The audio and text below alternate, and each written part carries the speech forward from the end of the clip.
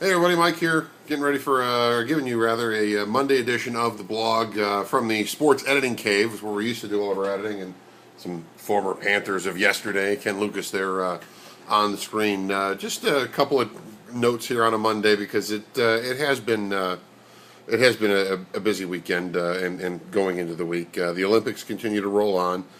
Team USA a winner over Argentina in a big way today, and in a game that was the end of prelim play for Team USA, but it actually got ugly when Carmelo Anthony went up for a jump shot, and a player from Argentina came by and hit him right in the mommy-daddy button. That's not good. Oh, no, no, no. Carmelo's up, taking the shot. Guy runs by, and instead of, defending with his hand up, he extended his hand out, and, well, you get the picture. It got ugly. Coach K got a little fired up. Team USA got a little fired up. They were beating the Argentines handily, and they continued to stay in the gas when they really didn't have to. But you know what? Good on them. Good on Team USA for staying on the ground and not taking that, not having someone taking cheap shots at them and letting them get away with it. Good for Coach K. Good for Team USA. Also, Team USA, the women's soccer game. Wow. First off, when do you get 7 goals in a soccer game? Well, apparently, when Canada is playing as well as they did. Team USA's ladies, you got lucky today. There's no question about that. They got lucky on Monday. The Canadians were far better, I thought. Team USA benefiting from a couple of calls that, the handball call, sure, in the box, I can see where that's called. The delay on the keeper? I don't know. That's kind of iffy there to me. Sure, it's a rule, but how often do you see it called? How quickly do goalkeepers get rid of the ball in situations like that? I don't know. That to me seemed like a very strange call. So as a result of that, Team USA got the PK for the delay, or they got the ball and they're getting the PK on the handball, and so Team USA got very, very fortunate there. Great goal by Alex Morgan in the extra time, and the extra time in the extra time. 123rd minute, game supposed to be over at 120, at least in terms of clock minutes, but 123rd minute of the game, and she buries it, and the Americans go to the gold medal game against Japan. Canada, you deserve better. You deserve better fate, and that's just, it's hard to explain, but I still maintain Team USA got very lucky. And Hope Solo she made the gesture to somebody in the crowd. She was facing away from the camera, but she did one of these. She knows she got lucky. Remember, this is the same girl that was ripping Brandi Chastain. One of the I guess, when you think about that American Olympic team that won gold back in L.A., or was it, or not the Olympics? It was the World Cup. Brandi Chastain and Mia Hamm and Julie Foudy, and the list goes on and on for that Team USA team. Women's World Cup played in the United States. Team USA wins it, and that's the one Brandi took off her shirt and everything else. That team, long considered to be the founders, laying the foundation of women's soccer in this country. And Hope Solo was very very loud in her opinion of something that Brandi Chastain said during one of the broadcasts. She's working for NBC as an analyst, and she basically ripped Chastain. That's not good. That's bad karma. You're going to start doing that. So Team USA had better win gold, and if they don't win gold, a lot of folks are going to, there will be reasons why in the gold medal game, if they end up losing, that people will point out. Hope Solo had better hope that it's not a bad goal, because she'll get ripped. She will absolutely get ripped, and she's been getting ripped by columnists all across the country, saying that she's taken this team moment and put herself out there in the spotlight, and it's true. She has done that, and that's unfortunate because she's a dynamite goalkeeper. But at some point you need to learn to pick your battles, and this isn't her first rodeo. She's been around, and this is a situation where I think she was just completely out of line. But anyway, enough about that. Carolina Panthers, their Monday workout cut short by rain. We'll have updates. We'll hear from the players tonight on the Ford Sports Night and get you leading up to game day. They play the Houston Texans on Saturday in their preseason opener. That should be fun if you're there. I know I'll be there.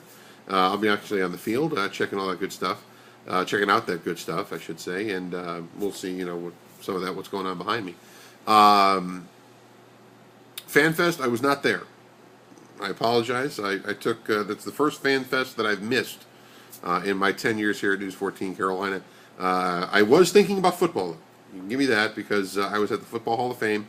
If you check my Twitter feed, I posted a bunch of pictures from walking around and seeing Canton. It was really really cool.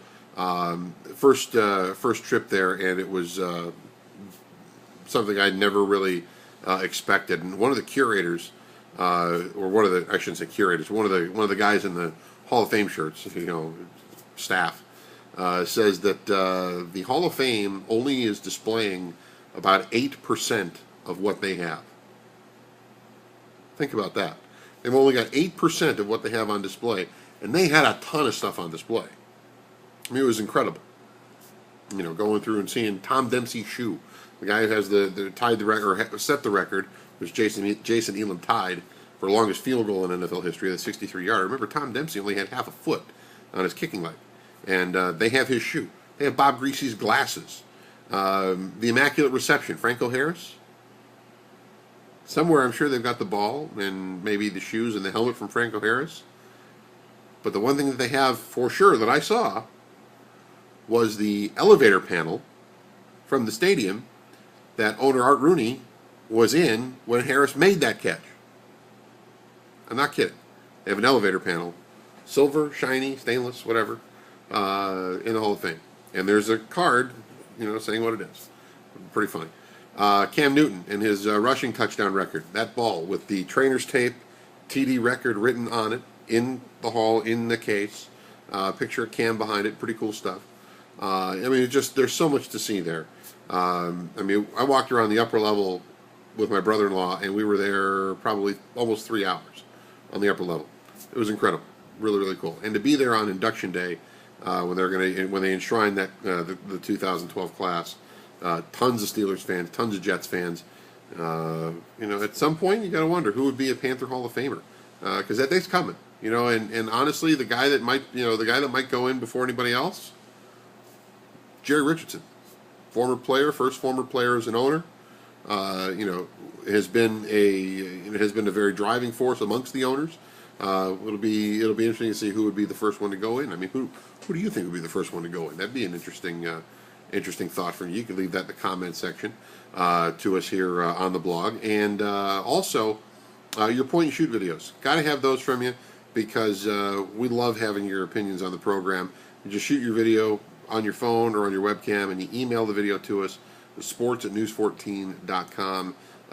Take your point and shoot videos. Take your suggestions. What can we do better? What would you like to see on the program? How can we do it so that way you're always locked in to the Ford Sports Night at 10 o'clock. We understand the Olympics are on. You're going to watch that. We get it. But what can we do better? How can we make you more a part of what we do? That's our goal. We want to get you involved. Fully interactive TV, and it's a lot of fun. So that's all for now.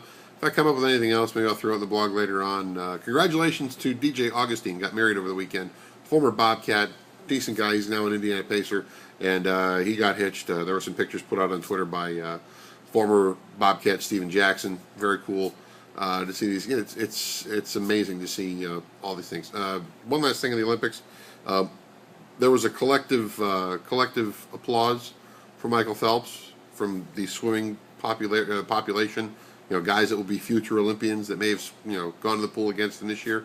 They're all applauding for him. 22 career medals, 18 golds. Which is really sick. You know why they were clapping, though? Not because he was great. They were clapping because he's leaving. They're clapping because now everybody else has a chance to try to win a medal. Unbelievable career for Michael Phelps, and got to salute the guy because there's no other Olympian ever more decorated in the history of the games, and that's a pretty cool feat. All right, we're done. I'll see you guys at 10 o'clock on the Ford Sports Night. Get your point and shoots in. Get your homework assignment. See you guys later.